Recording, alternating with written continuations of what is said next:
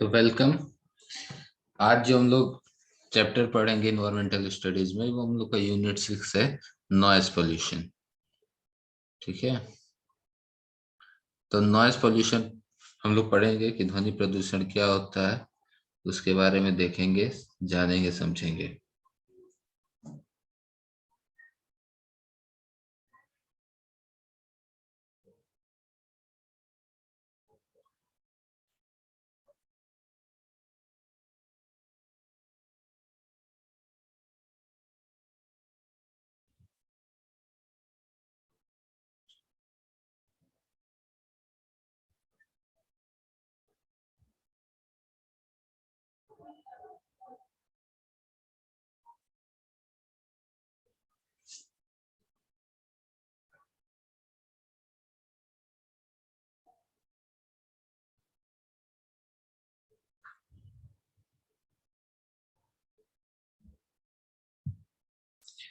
तो चलिए स्टार्ट करते हैं अपना। जो आज हम लोग जो चैप्टर पढ़ेंगे, जो यूनिट पढ़ेंगे, उस यूनिट का नाम है, उस चैप्टर का नाम है हम लोग का नॉइस पोल्यूशन, ध्वनि प्रदूषण। ठीक। अब तक हम लोग ने कौन कौन से पोल्यूशन पढ़ लिए? एयर पोल्यूशन पढ़ लिया, वाटर पोल्यूशन पढ़ लिया, सॉइल पोल्यूशन पढ़ लिया। अब जो हम लोग का टॉपिक है वो है नॉइस पोल्यूशन, ध्वनि प्रदूषण। तो चलिए, ध्वनि प्रदूषण होता क्या है देखते हैं। ऐसी ध्वनि जो मानव में परेशानी, चिड़चिड़ापन, सिर दर्द आदि पैदा करे, ध्वनि प्रदूषण कहलाती है। हैरल के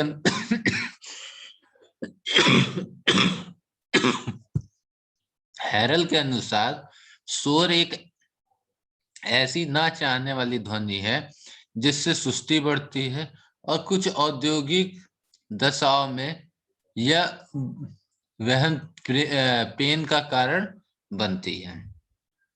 जैसे आप लोगों मैंने एक बार ध्वनि प्रदूषण एक्सप्लेन भी किया था कि ध्वनि प्रदूषण हम उसको कहते हैं कि वह साउंड जिसकी वजह से हमको क्या हो, परेशानी हो, चिड़चिड़ापन हो, सिर दर्द हो, कान को तकलीफ पहुंचे, तो वह साउंड या वह ध्वनि हमारी क्या कहलाती है, प्रदूषण के श्रेणी में आ जाती है। ठीक। अब हम कोई लाउड स्पीकर बजा रहे हैं, अब उस लाउड स्पीकर का साउंड इतना है कि उसको सुन के हमारे कान को क्या हो रहा है, अच्छा महसूस हो रहा है। लेकिन उसी लाउड स्पीकर के साउंड को हमने क्या कर दिया, इंक्रीज कर दिया। तो जब लाउड स्पीकर का साउंड बढ़ा तो हमको हल्की सी कान में तकलीफ हुई। लेकिन लाउड स्पीकर का साउंड हमने इतना कर दिया जिस साउंड के वजह से हमको क्या क्या तकलीफ हो सकती है, ध्वनि इसको सुनने में, हम ध्वनि को सुनने से हमको क्या हो सकती है, चिड़चिड़ापन हो सकता है। ठीक। सर दर्द हो सकता है, कान में दर्द हो सकता है, परेशानियां कई तरीके की हो सकती हैं। तो जब ये सब चीजें वो ध्वनि हमको देती है, तो वो ध्वनि किस श्रेणी में आ जाती है, प्रदूषण की श्रेणी में आ जाती है। और इस प्रदूषण को हम कहते हैं ध्वनि प्रदूषण। ठीक है। अब ये तो बस साउंड स्पीकर की बात हो गई। आप रोड पे चल रहे हैं, व्हीकल्स मूव कर रही हैं, व्हीकल्स का हॉर्न हो गया। ठीक। व्हीकल्स का हॉर्न बहुत तेजी से साउंड करता है, उस साउंड की वजह से आपको तकलीफ होती है। ठीक। ट्रेन का हॉर्न हो गया। ठीक। उसी तरीके से कोई इंडस्ट्री है, उस इंडस्ट्री में कोई मशीन चल रहा है, तो उस मशीन का साउंड हो गया। अब जैसे कॉलेज में हम लोग जब लॉस एंजलिस टेस्ट करते हैं, एग्रीगेट पे लॉस एंजलिस टेस्ट होता है एक सिविल में, तो जब उस टेस्ट को करते हैं तो उससे भी बहुत ज्यादा साउंड आता है। उस साउंड के वजह से वहां पे खड़ा होना भी असहनीय हो जाता है। कहीं कंस्ट्रक्शन का वर्क हो रहा है, तो कंस्ट्रक्शन के वर्क के टाइम पे साउंड क्रिएट हो रहा है। तो ये सब साउंड हमारे कान को क्या करते हैं, दिक्कत पहुंचाते हैं। हमको क्या करते हैं, चिड़चिड़ापन होता है, उसके वजह से सर में दर्द होता है। तो ये सब साउंड एक पॉल्यूशन में आता है। ठीक है बात। इसी तरीके से कहीं हम लोग मार्केट में जाते हैं या क्लास, वो जब जब शोर होता है क्लासेस में, या कहीं बहुत ज्यादा लोग इकट्ठा और एक ही साथ बोल रहे हो, तो वहां पे भी क्या हो जाती है, वो ध्वनि प्रदूषण में परिवर्तित हो जाती है। और ऐसे ध्वनि से हमको क्या हो जाता है, बहुत सारी समस्याएं झेलनी पड़ती हैं, हमें बहुत तरह की समस्याओं को फेस करना पड़ता है। ठीक। तो ये हमारा क्या है, ध्वनि प्रदूषण का परिभाषा है। अब हार्लेस के अनुसार, हार्लेस एक वैज्ञानिक थे, उनके अनुसार शोर एक ऐसा ना चाहने वाला ध्वनि है, जो साउंड है, जो ध्वनि है, वो ऐसा ना चाहने, सॉरी, शोर जो है, ठीक, वो ऐसा ना चाहने वाली ध्वनि है जिससे हमको क्या होती है, सुस्ती बढ़ती है, ठीक, और औद्योगिक दशाओं में यह पेन का कारण भी बनता है। ठीक है।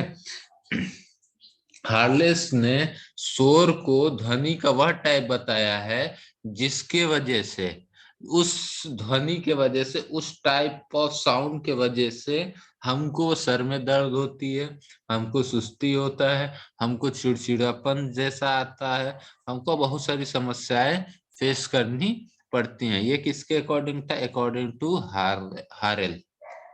ठीक।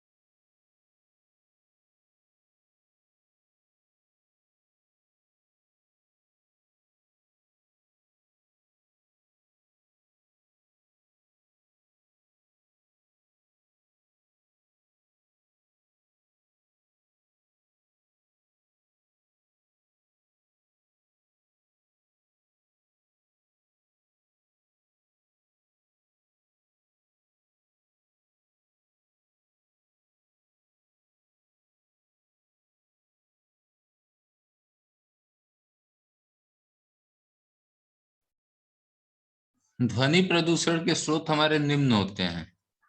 ठीक, अब जो हम लोग का टॉपिक है वो हमारा है ध्वनि प्रदूषण के स्रोत। ठीक है। तो जो ध्वनि प्रदूषण के स्रोत हैं वो कौन कौन से हमारे हो गए? औद्योगिक हो गया, यातायात हो गया, सामुदायिक हो गया, प्राकृतिक हो गया। ठीक। तो ये चार प्रकार के स्रोत हैं, जिनमें पहला हमारा क्या है? औद्योगिक है। तो औद्योगिक में क्या हो गया? औद्योगिकों से होने वाले शोर मनुष्यों के चलने की, अरे सॉरी, औद्योगिकों से होने वाले शोर मशीनों के चलने की प्रक्रिया, उनके विभिन्न भागों का होना, मशीनों की मरम्मत, मशीनों से उत्पन्न आदि से शोर उत्पन्न होता है।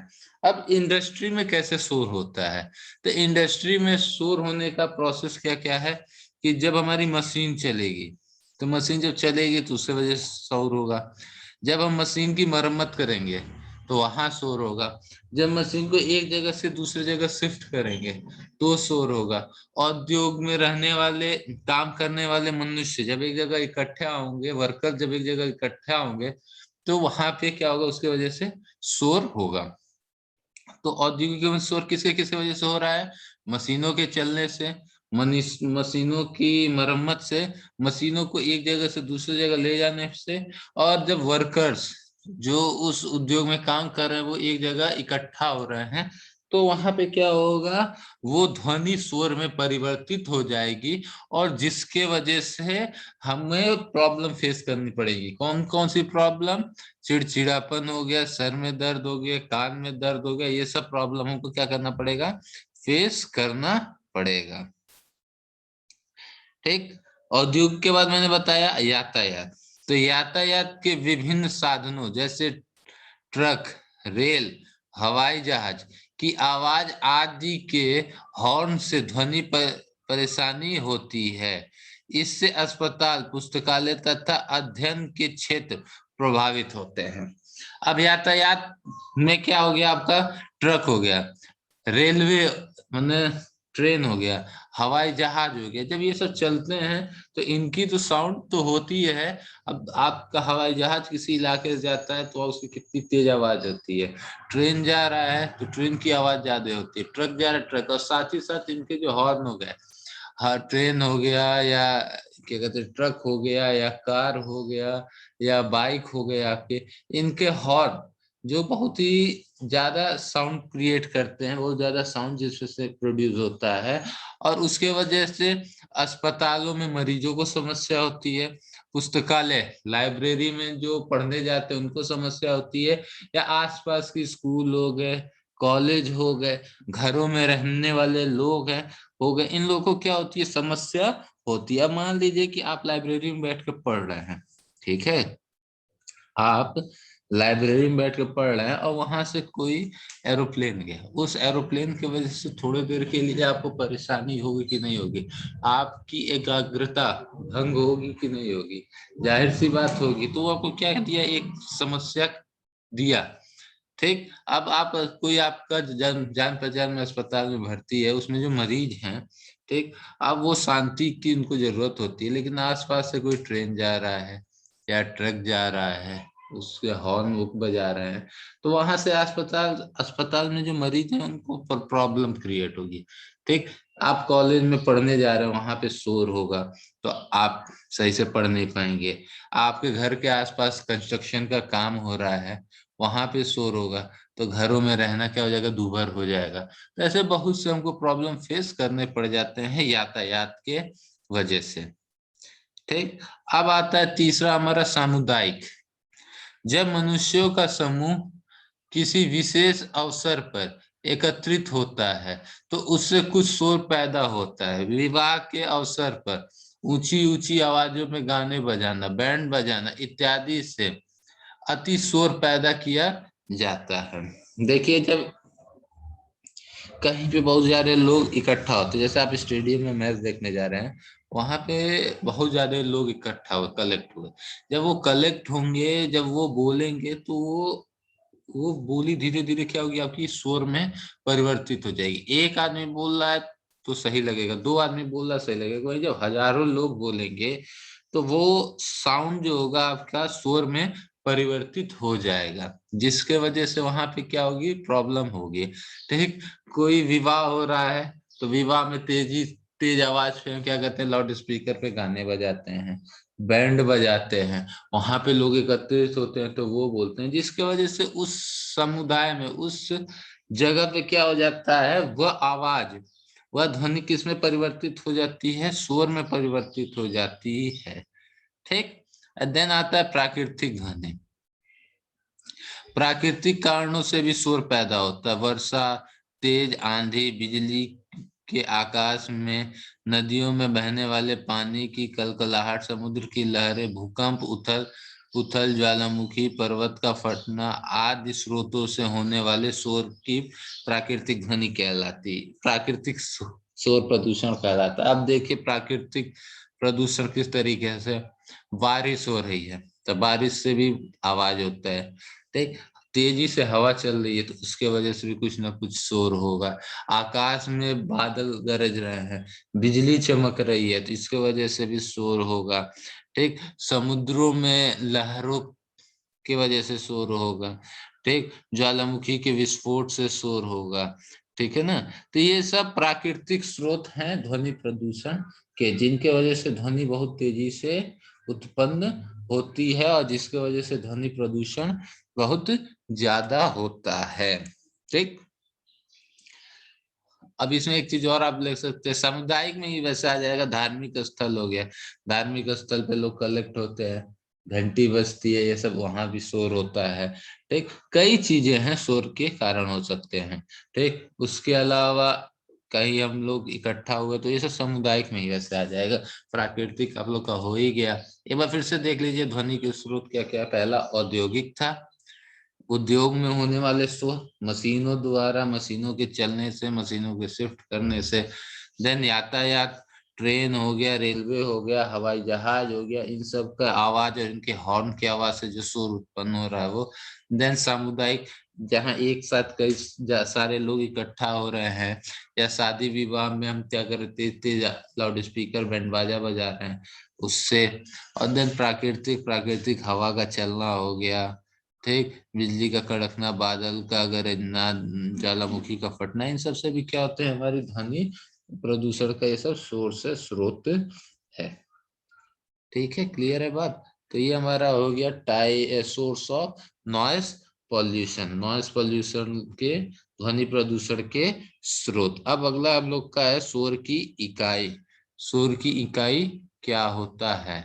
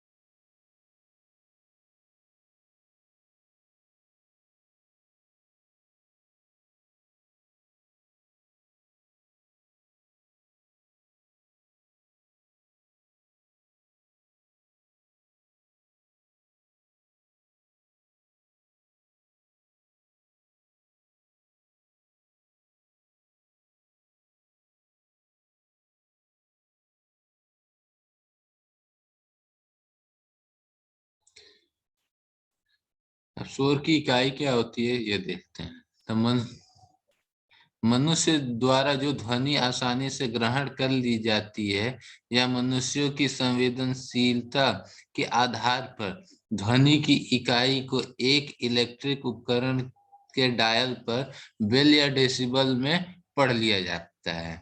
इस प्रकार शोर की तीव्रता को बेल या डेसिबल में आंका जाता है।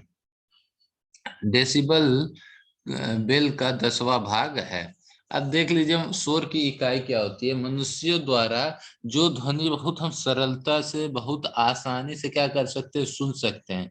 जिस ध्वनि को सुनने से हमको किसी प्रकार की परेशानी है, किसी प्रकार का दर्द, चाहे वो कान में हो चाहे सर में हो, किसी प्रकार का तनाव, किसी प्रकार की सुस्ती ना हो, ऐसे ध्वनि को हम क्या कहते हैं, संवेदनशील ध्वनि मानते हैं। और उस संवेदनशील ध्वनि को नापने के लिए एक इलेक्ट्रिकल उपकरण होता है जिसके डायल पे उस रीडिंग को पढ़ते हैं, और उस रीडिंग को जिसमें पढ़ते हैं वो हमारा होता है बेल या डेसिबल। ठीक, डेसिबल या बेल। ठीक, और डेसिबल और बेल क्या होता है, डेसिबल जो होता है बेल का 10वां भाग होता है। ठीक, इसको मैं लिख के बता देता हूँ।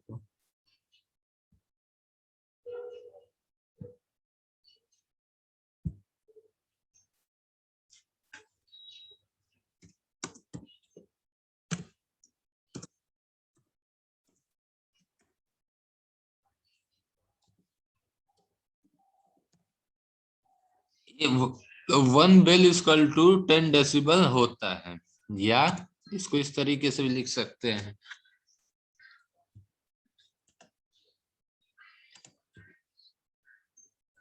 Decibel equal to 1/10 bell.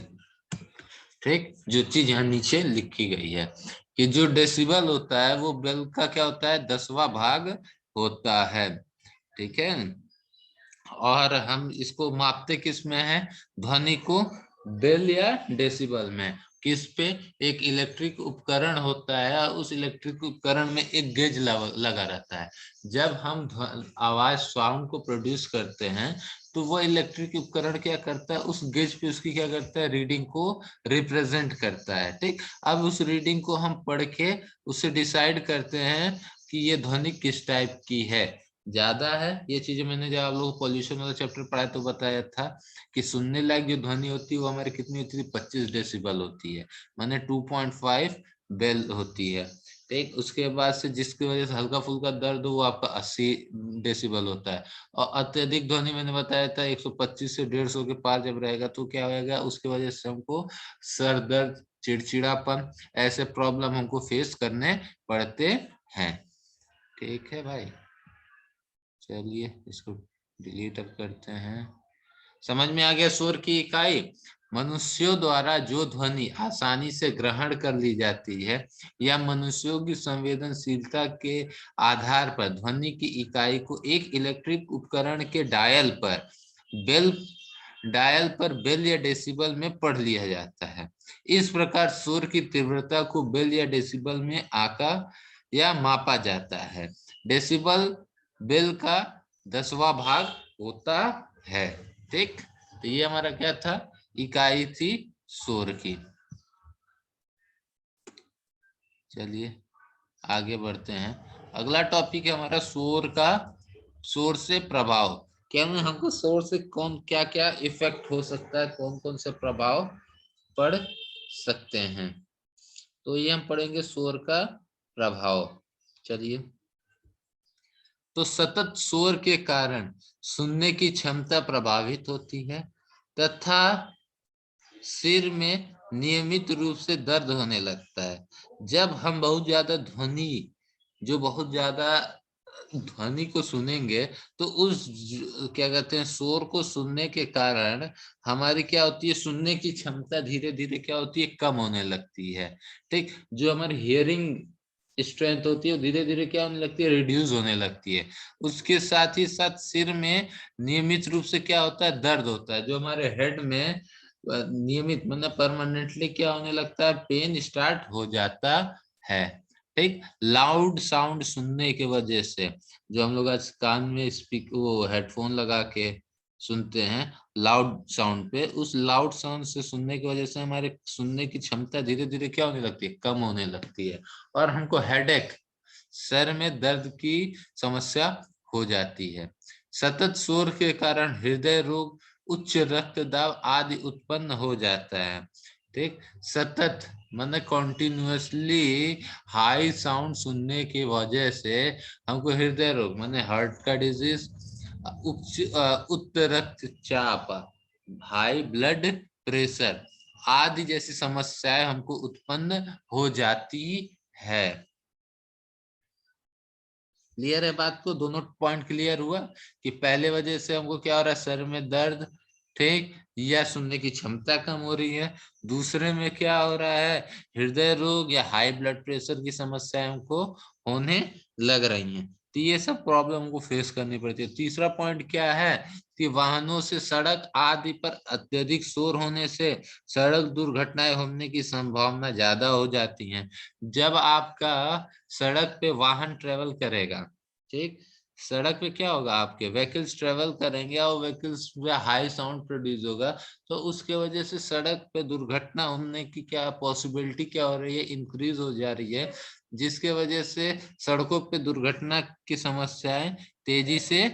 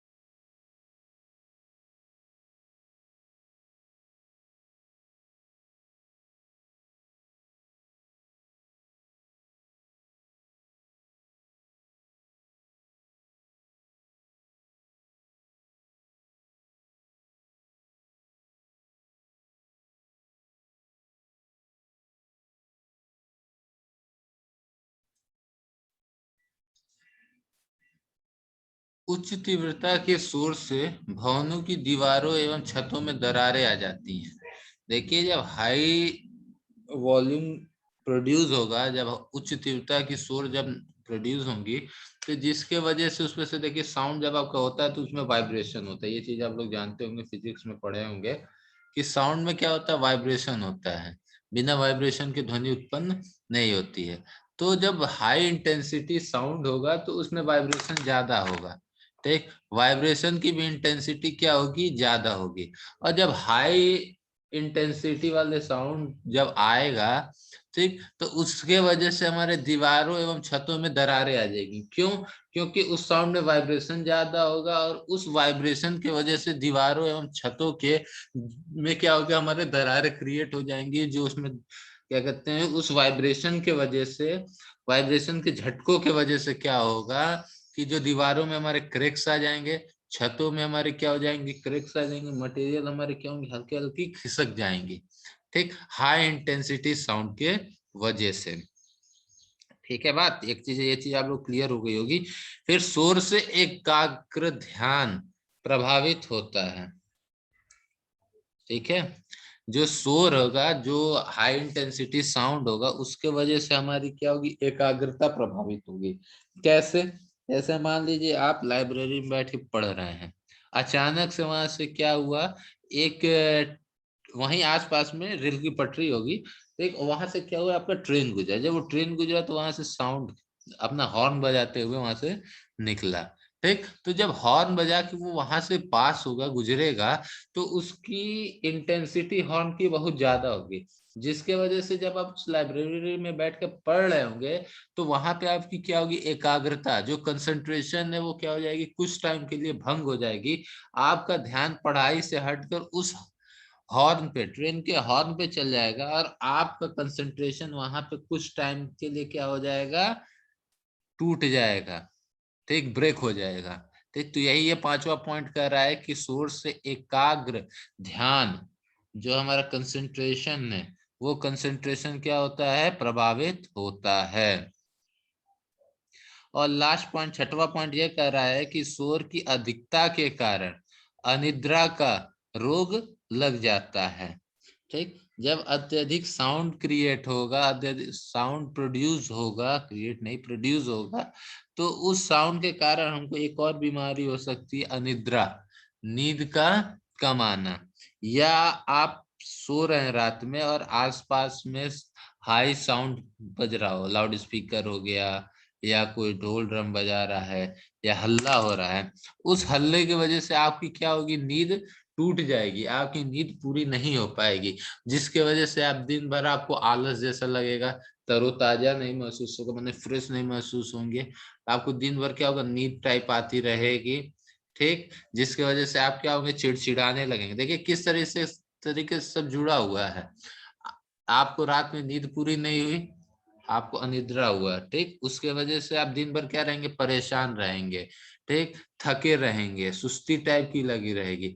आप क्या कहते हैं, कोई भी आपसे कुछ कहेगा तो आप चिड़चिड़ा के बोलेंगे। ये सब कंक्लूड देखिए किस तरीके से है।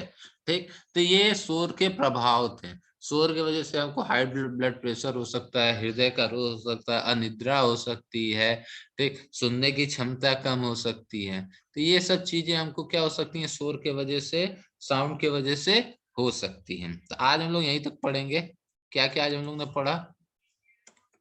पहले तो पढ़ा कि ध्वनि प्रदूषण क्या होता है, देन पढ़ा हम लोग ने ध्वनि प्रदूषण के स्रोत, कि ध्वनि प्रदूषण के स्रोत कौन से होते हैं। देन हम लोग ने पढ़ा शोर की इकाई, और लास्ट शोर को प्रभावित करने वाले कारक। ठीक, तो आज इतना ही रखते हैं, चलिए।